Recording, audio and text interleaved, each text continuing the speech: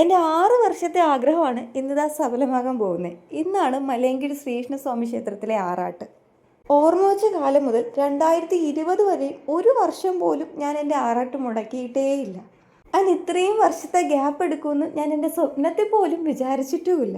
ശരിക്കും പറഞ്ഞാൽ നമ്മൾ മലയങ്കിരിക്കാർക്ക് ഇതൊരു ആഘോഷം എന്നതിലുപരി നമ്മുടെ ജീവിതത്തിലെ ഒരു വലിയ ഭാഗം തന്നെയാണ്.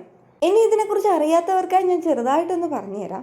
നമ്മുടെ മലയങ്കിരി ശ്രീകൃഷ്ണസ്വാമി 11 ഗജകേസരിയുടെ അകമ്പടിയോടുകൂടി കുഴയ്ക്കാട് ദേവിയെ വിവാഹം ചെയ്യാൻ പോകുന്ന ചടങ്ങിനെയാണ് നമ്മൾ ആറാട്ടായിട്ട് ആഘോഷിക്കുന്നത്. വിവാഹം നടക്കത്തൊന്നുമില്ല, അങ്ങനെ തിരിച്ച് സങ്കടത്തോടു കൂടി വരുന്ന കണ്ണനെയും നമ്മൾ കാണാറുണ്ട്. എൻ്റെ അന്നത്തെ കുഞ്ഞു മനസ്സിൽ ഈ 11 ആനകളെയും ഒരുമിച്ച് കാണുമ്പോൾ ഉള്ള കൗതുകം എത്രത്തോളം ആണെന്ന് എനിക്കിപ്പോൾ പറഞ്ഞ് മനസ്സിലാക്കി തരാൻ അറിയില്ല. അതിലേറ്റവും തലപ്പൊക്കമുള്ള ആനയാണ് തിടമ്പെടുക്കാറുള്ളത്. മൂന്നാമത്തെ സ്ഥാനത്താണ് തിടമ്പെടുത്ത ആന നിൽക്കാറുള്ളത്. ഞാൻ അവസാന വർഷം കണ്ടതുവരെ 3 ആനകൾ ഉണ്ടായിരുന്നു. ബട്ട് ഇപ്പം ഇതാ ഒരു ആനയേ ഉള്ളൂ.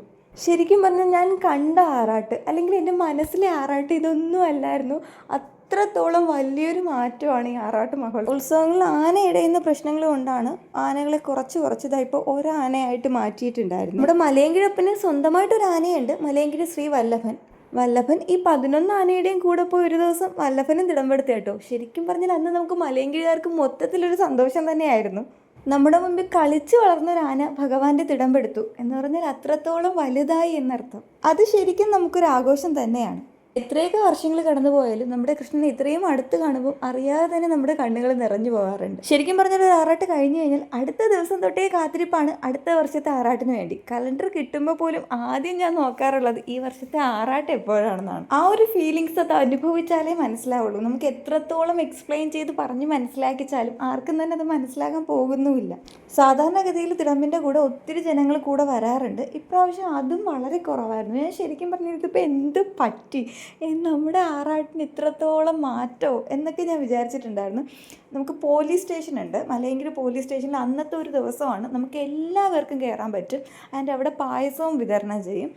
അതും ഒത്തിരി നമുക്ക് ആ ഒരു പോലീസ് സ്റ്റേഷൻ എന്ന് പറയുന്നത് വളരെ കുഞ്ഞായിട്ടുള്ള പോർഷനാണ്. ബാക്കി ഫുൾ സ്ഥലത്തും ഡെക്കറേറ്റ് ചെയ്ത് അത്രയും ബ്യൂട്ടിഫുൾ ആയിട്ടാണ്. നമുക്കത് കാണുമ്പോൾ തന്നെ അത്രയും കൗതുകമാണ്. അവിടെ ഒരു പ്ലോട്ട് കാണും, അത് അന്നത്തെ ആറാട്ടിൻ്റെ അന്ന് മാത്രമേ നമുക്ക് കാണിക്കത്തുള്ളൂ. അതുവരെ അത് മൂടി വെച്ചിരിക്കും. അപ്പോൾ അത് കാണാനുള്ള കൗതുകവും ഫുള്ളി നമുക്ക് എക്സൈറ്റ്മെൻ്റ് ആണ് ആറാട്ടിന് അന്നത്തെ ദിവസം. ശരിക്കും പറഞ്ഞാൽ പോലീസ് സ്റ്റേഷനിൽ ഇപ്രാവശ്യം അത്രത്തോളം, കഴിഞ്ഞ പ്രാവശ്യം കാണുമായിരിക്കും, കഴിഞ്ഞ പ്രാവശ്യമൊന്നും ഞാൻ പോയിട്ടില്ല അതുകൊണ്ട് എനിക്കറിയില്ല. ബട്ട് ഇപ്രാവശ്യം ഞാൻ കണ്ടപ്പോൾ ശരിക്കും ഞാൻ ഷോക്കായിപ്പോയി. ഒന്നുമില്ല, വളരെ കുറച്ച് ഡെക്കറേഷൻ വളരെ സിമ്പിളായിട്ട് ചെയ്തിട്ടുണ്ടായിരുന്നു. ഇപ്പോൾ പോലീസ് സ്റ്റേഷനിൽ പുതുതായിട്ട് കുറേ ബിൽഡിങ്സ് വന്നു. മേ ബി സ്ഥലത്തിൻ്റെ പരിമിതി കൊണ്ടാവാം ഇത്രത്തോളം സിമ്പിളായിട്ട് ഡെക്കറേറ്റ് ചെയ്തത്. അതുകൊണ്ട് തന്നെ അവിടുത്തെ അധികം വീഡിയോസൊന്നും ഞാൻ ഷൂട്ട് ചെയ്തിട്ടില്ല. ഇത് നമ്മുടെ മേപ്പുക്കടയാണ്, മേപ്പുക്കട ചന്തയുടെ പോർഷനാണ്. ഇനി മേ ബി കാലാന്തരത്തിൽ ഇവിടെയും ഓരോരോ സ്ഥാപനങ്ങൾ വരുമ്പോഴേക്കും ഈ ഡെക്കറേഷൻസും കുറയുമായിരിക്കും. ശരിക്കും പറഞ്ഞാൽ നാളെ എൻ്റെ കുഞ്ഞിന് കാണിക്കാനെങ്കിലും അതിനു മുമ്പ് കുറച്ചെങ്കിലും ഡോക്യുമെൻ്റ് ചെയ്ത് വെക്കാൻ. ബാക്കിയുള്ളതെല്ലാം എൻ്റെ മെമ്മറീസിലല്ലേ ഉള്ളൂ. ഇത്രയും ബ്യൂട്ടിഫുൾ ആയിട്ടുള്ളൊരു ആറാട്ട് ഞാൻ എക്സ്പീരിയൻസ് ചെയ്തിട്ടുണ്ടെന്ന് എൻ്റെ കുഞ്ഞിനെ എനിക്ക് പറഞ്ഞ് മനസ്സിലാക്കുന്നത് എൻ്റെ ഓർമ്മയിലൂടെ ആയിരിക്കാം. അല്ലാതെ അതിൻ്റെ ഒരു ഫോട്ടേജസോ വീഡിയോസോ ഒന്നും എനിക്കില്ല. നമുക്ക് അത്രയും കുഞ്ഞു പ്രായത്തിൽ അതൊന്നും എടുത്ത് വയ്ക്കാറില്ലല്ലോ. അന്നൊക്കെ മൊബൈൽ ഫോൺ ചെയ്യാൻ എത്രത്തോളം അവൈലബിൾ ആണോ എന്ന് പോലും എനിക്കറിയില്ല. അതുകൊണ്ട് ഈ 2026 ആറാട്ടെങ്കിലും എനിക്കൊന്ന് ഡോക്യുമെൻ്റ് ചെയ്യാൻ തോന്നി. ഇപ്രാവശ്യം പോലീസ് സ്റ്റേഷനിൽ പായസമൊക്കെ ഉണ്ടായിരുന്നു, നമ്മളത് കഴിച്ചിട്ടുണ്ടായിരുന്നു. പിന്നെ അമ്പലത്തിൽ നിന്ന് ഇറങ്ങുമ്പോഴും മേപ്പുകൂടെ എത്തുമ്പോഴും നമുക്ക് ആചാര വെടിക്കെട്ട് കാണും. പണ്ടൊക്കെ ഇത് എത്ര നേരം നീണ്ടു നിൽക്കുന്നൊരു പ്രോസസ്സാണെന്നോ. ഇപ്പോൾ കൂടിപ്പോയ ഒരു 5 മിനിറ്റ് ഉണ്ടായിരുന്നായിരിക്കും. അത്രയും ലിമിറ്റഡ് ആയിട്ടായിരുന്നു എല്ലാ കാര്യങ്ങളും ഉണ്ടായിരുന്നത്. പിന്നെ ആസ് യൂഷ്വൽ ഇതേ കണക്കൊരു പ്ലോട്ട് എപ്പോഴും കാണും. എന്തെങ്കിലുമൊക്കെ കാര്യങ്ങൾ നമുക്ക് കുറച്ച് നേരം കണ്ടു നിൽക്കാൻ വേണ്ടിയിട്ട് ഇതിനകത്ത് കാണും. അത് ഇത്തിരി നേരം നമ്മൾ കണ്ടിട്ടുണ്ടായിരുന്നു. ഭാവയ്ക്ക് അധികം ഇങ്ങനത്തുള്ള എക്സ്പീരിയൻസസ് ഒന്നും ഇല്ല.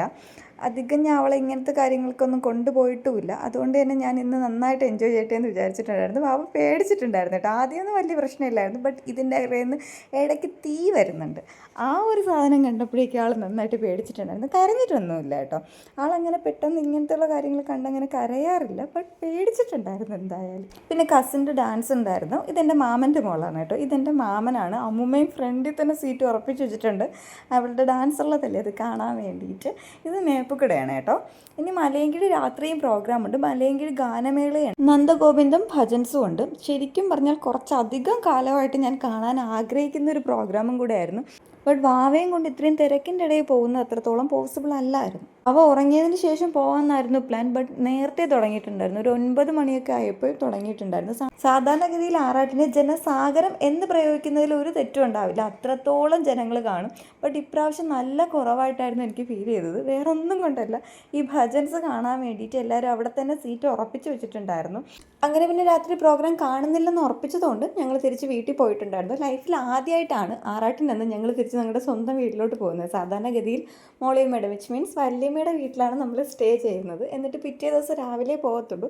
ബട്ട് അന്ന് ഞങ്ങൾ വീട്ടിൽ പോയിട്ടുണ്ടായിരുന്നു. അത്യാവശ്യം നല്ല രീതിയിൽ ടൈം എടുത്തിട്ടാണ് വീട്ടിലെത്തിയത്. ബസ്സൊന്നും തന്നെ ഇല്ലായിരുന്നു. അങ്ങനെ കുറേ നേരം നിന്നിട്ടാണ് കിട്ടിയത്. പിന്നെ ഇതെൻ്റെ ഫ്രണ്ട്സ് സ്റ്റാറ്റസ് ഇട്ട വീഡിയോ ആണ്. അങ്ങനെ എനിക്ക് കുറച്ച് വീഡിയോസ് നമ്മുടെ ഭജനയുടെ കാണാൻ കഴിഞ്ഞിട്ടുണ്ടായിരുന്നു. കുറച്ചധികം മാസമായിട്ട് മനസ്സിൽ കയറിക്കൂടിയ ഒരു ആഗ്രഹമാണ് ഇവരുടെ ഭജൻസ് ഒന്ന് നേരിട്ട് എക്സ്പീരിയൻസ് ചെയ്യണമെന്ന്. നമ്മുടെ നാട്ടിൽ വരുന്നു എന്ന് അറിഞ്ഞപ്പോൾ ഞാൻ എന്തായാലും വിചാരിച്ചു ഇതാണ് കറക്റ്റ് ടൈമെന്ന്.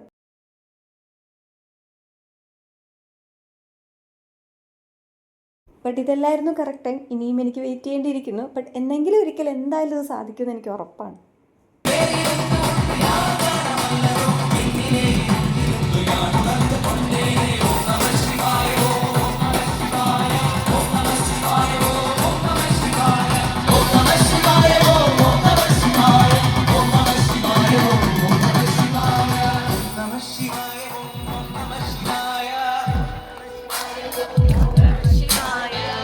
ശിവായ മന്ത്രം എനിക്കറിയാം, ഇവിടെ ഇരിക്കുന്ന എല്ലാവർക്കും അറിയാം.